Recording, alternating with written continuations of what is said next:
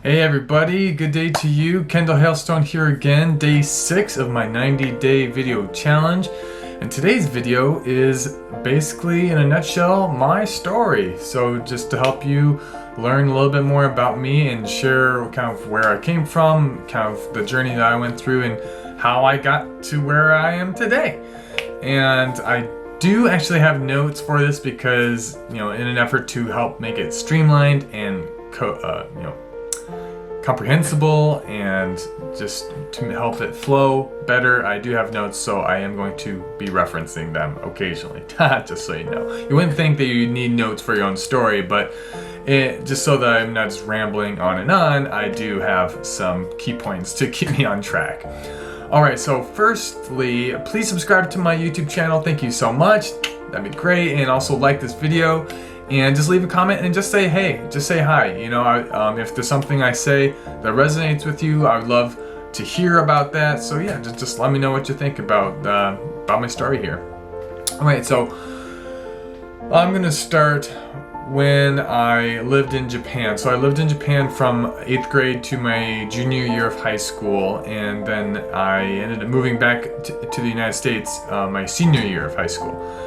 And in Japan, that's where I developed a love of languages, of diverse cultures. I had friends from all over the world, from India, Korea, China, Taiwan, Germany, Italy, France. And so I also grew a love for ethnic foods. There was just so many, well, first of all, Japanese authentic food.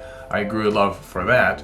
But then also there were many other ethnic foods that were very authentic in the area that I was living as well. So that was an incredible experience. Super grateful for that. And like I said, I moved back to the US when I was 17 in my senior year, and we moved to a small town called Grand Haven, Michigan, and finished off my senior year there, and honestly didn't really know what I wanted to do after high school. It was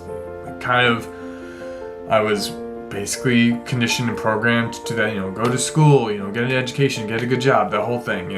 I was not immune to that. I was also imprinted with that conditioning, and so I went to a community college afterwards, and I got an associate's degree with the intention of getting an undergraduate in international business. And so I finished off my associate's degree. I studied like marketing, economics, and I studied German as well because they didn't offer Japanese. But I did take 4 years of Japanese while I was in Japan. It was a requirement while I was doing school there, which I'm super grateful for. And so, in any case, so I finished my associate's degree, and in between the summer before I was going to go to university to get my undergrad, my girlfriend and I found out that we were going to have a baby. So shocking! I know, holy crap. And that's what happens when you have unprotected sex, and that's the reality of the situation. And it was a huge life-changing event, and I was so blessed by it. I'm so grateful for that shift in direction. And in any case, so our baby girl was born, and I was working as a server at the time. And let's see, winters were slow, summers were busy. Grand Haven's a tourist town, so you can make a lot of money in the summer. Winters slows down, so I switched over to working at a factory to gain a more consistent, stable income for the family and I. And I ended up not going to school that next fall just because I made the decision just to, basically just work and pay the bills and feed the family. And at that point in time, I had, I'd say, a very low self-confidence, but I don't feel like anyone would have known. I covered it up really well with smiles and a really great attitude, and just for me, my personality, I'm very enthusiastic, and I get really easily excited about things, and I can be very animated and expressive, and so with all those things combined, I don't feel like anyone would have guessed that I had a low self-confidence. But it was true, and I was looking for something that had like a guarantee of money because I had this mentality that since I have kids and a wife at home, that I need a stable income in order to provide for them. But ultimately, looking back, I feel like it was just a cover-up for my low self-esteem, because I didn't want to be put in a situation where my income would be based off of my performance. And so I basically disregarded any opportunities that had to do with performance-based income, and so I landed in this factory job. And let's see. So I worked that for a while, and we had a baby son that was born as well. Super blessed by that. Incredible event. I love my children so incredibly much. They are amazing and such an integral part of my life and of my growth, and I learned so much from them. And in any case, so I was working at the factory still, and I was just basically getting sick of the toxic environment of the factory setting. But actually, let me rewind a second. So when our baby girl was born, initially she had really bad eczema, and so we were doing research, and then we decided to cut out dairy from our diet, mainly from my wife's diet because she was breastfeeding at the time. And so we cut out dairy, and lo and behold, the eczema went away. And that's when we were introduced to basically a healthier way of living. And that was our first introduction to what you put in, you get out. And so that was honestly another blessing of kind of pushing us in that direction of starting a healthier lifestyle. And okay, anyways, fast forwarding again. So factory setting, wanting to exit out of that arena. And so I went back to school, and I'm not sure exactly why I went about it the way I did, but I ended up going back to school and getting another associate's degree. Don't ask me why. But this time, I went to a different school, and I got a degree in business management, and I think I had the intention of finishing up an undergraduate afterwards, but at the end of my degree, I basically decided that going to the corporate world and climbing the corporate ladder wasn't for me, and so I ended up not pursuing my undergraduate any longer. And I also want to point out that at this point in my life, and I guess up until I'd say recently, I'm just working on coming out of this mindset right now that I'm going to share with you, is that I had a very unhealthy money blueprint and mentality.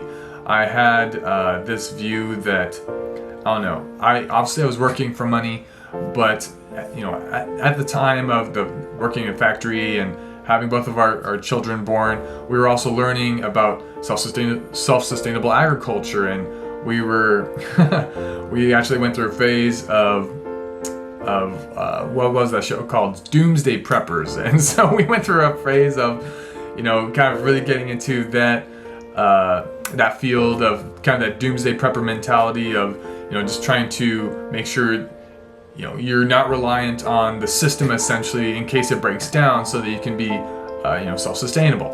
And so that kind of branched off into an interest in self-sustainable agriculture, and I ended up creating this idea, this dream of this self-sustainable community that wouldn't need money essentially, and just would make just the bare minimum money necessary to pay taxes and whatever else, but then we would provide it for all of our other needs, energy, food, clothes, whatever.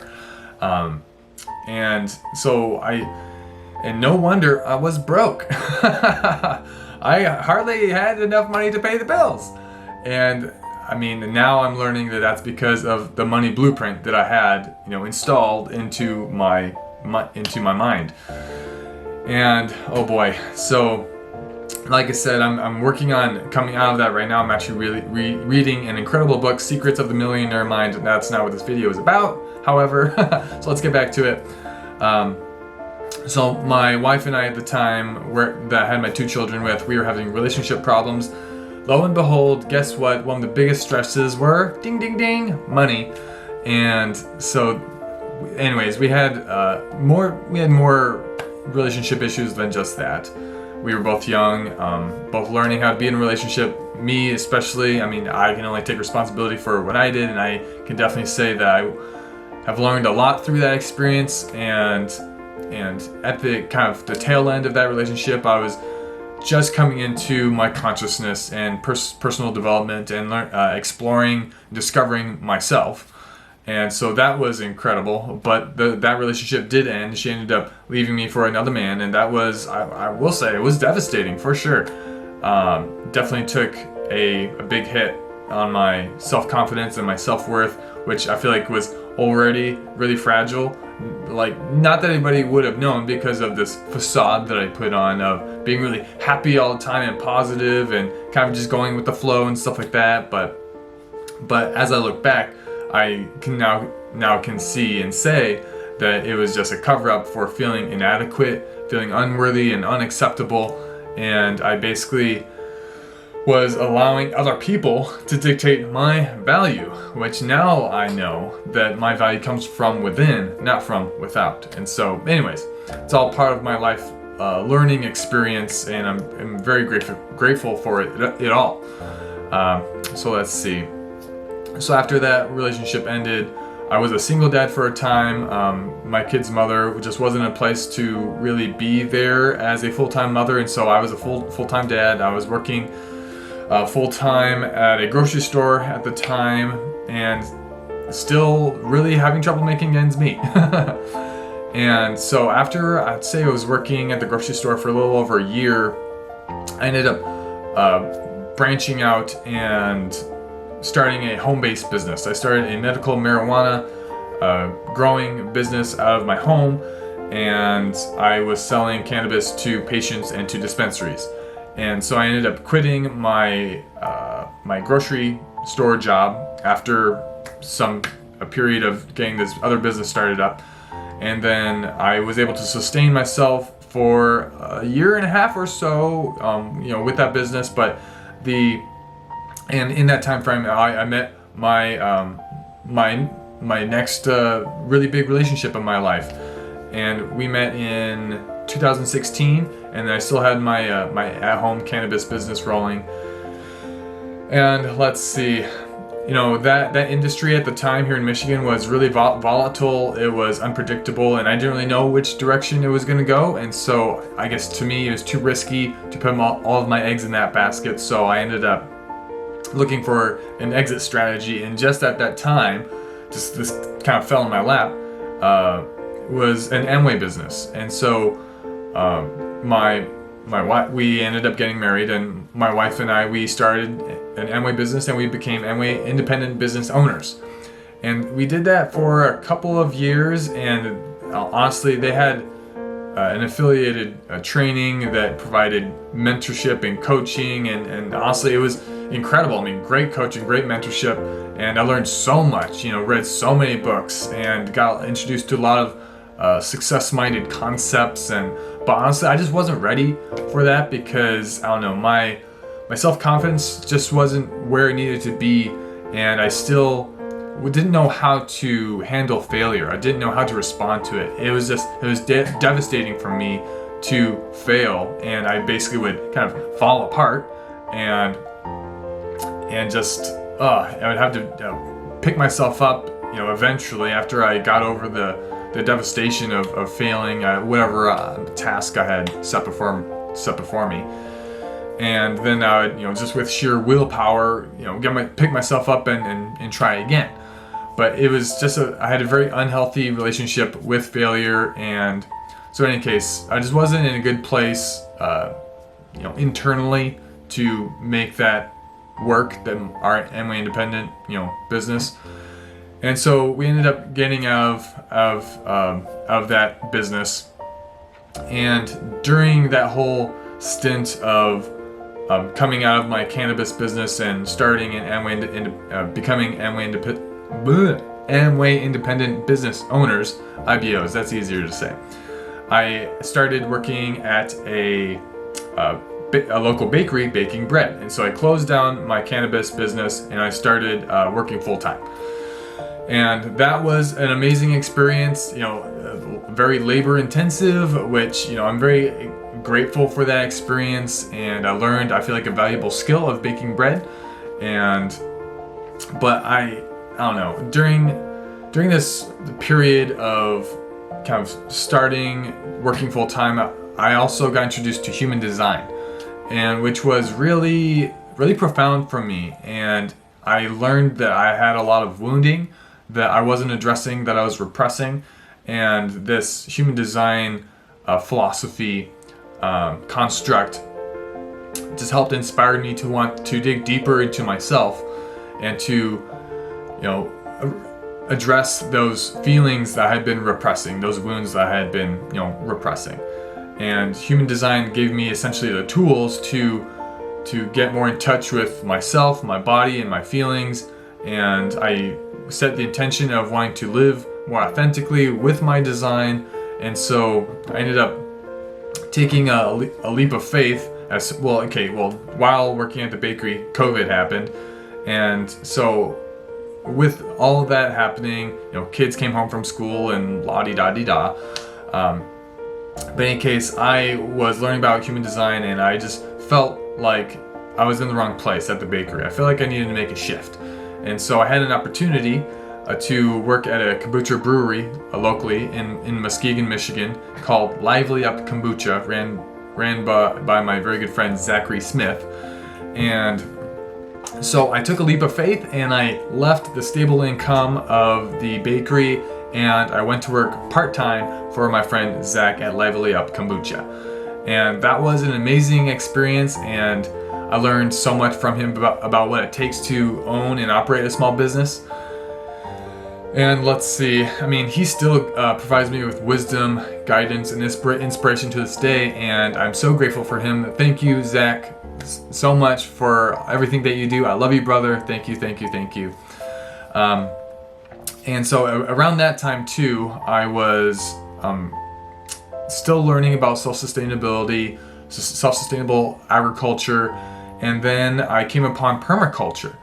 And it was just like a light bulb went off. I was like, oh my gosh, this is it. I felt such an internal drive, such a fire inside me to learn about this permaculture. And through learning about permaculture, which I'm still crazy about, I love it so much. I feel like it's the answer to so many problems in our culture and society.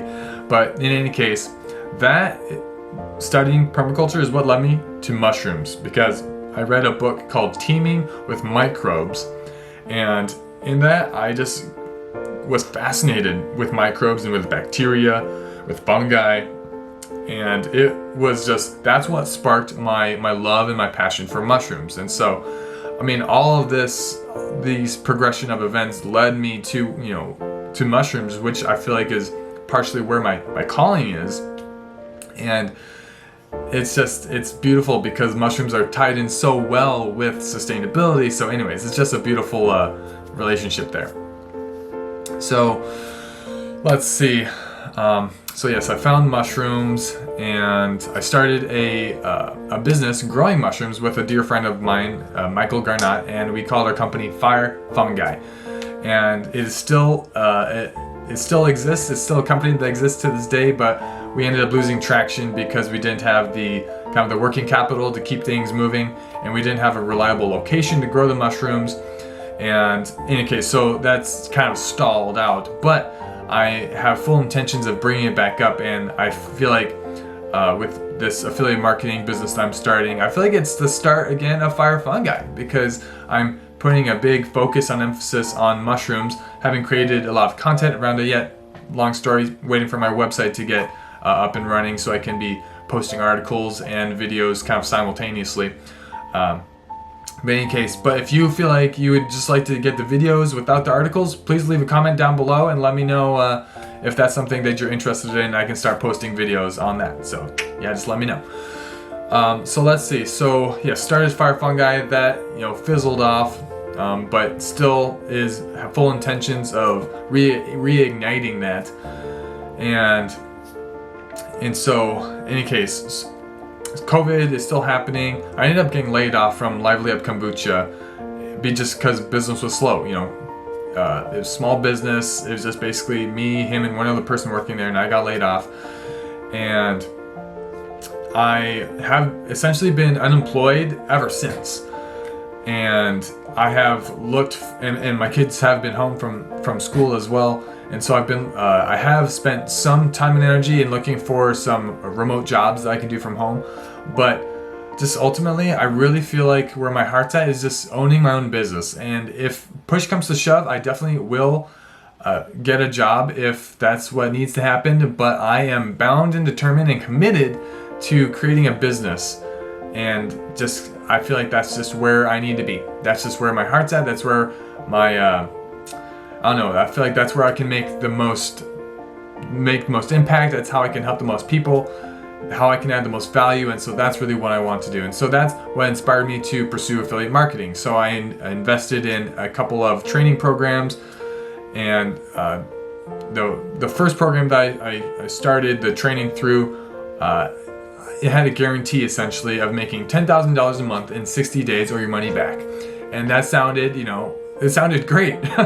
Too good to be true almost. I had invested in that program, and I saw some red flags from the start, but I chose to ignore them because I wanted so badly that $10,000 a month. And looking back now, I can see that I was just way too focused on making money and not focused enough on adding value and helping people. And that's really where I've come back to, is just how can I be serving and adding incredible value to the marketplace, and figuring out what people's problems are and helping solve them.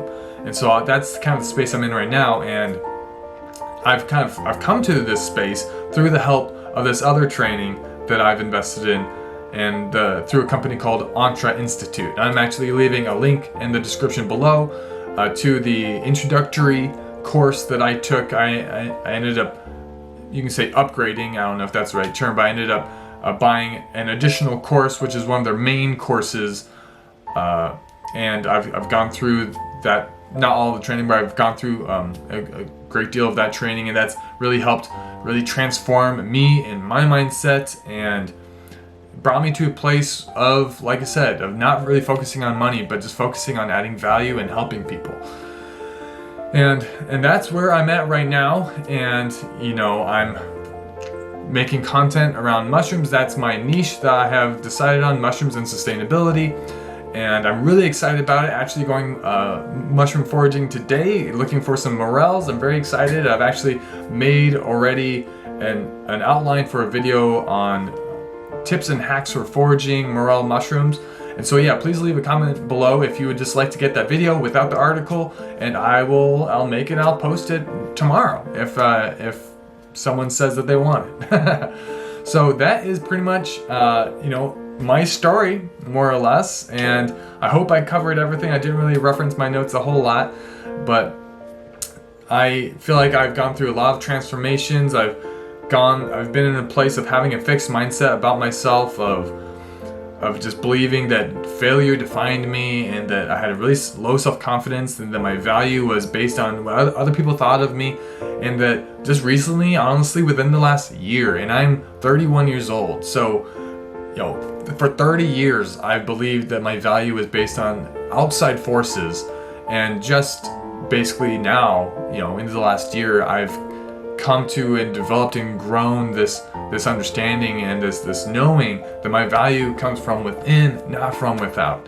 And so anyways, thank you so much for joining me today. I appreciate you sticking around for the whole video. I know this is a little bit longer than usual, but I hope you have a wonderful, blessed, epic day full of experiences that are going to be challenging you and growing you. And I will see you tomorrow on day 7 of my 90-day challenge. All right, farewell, friends. Peace.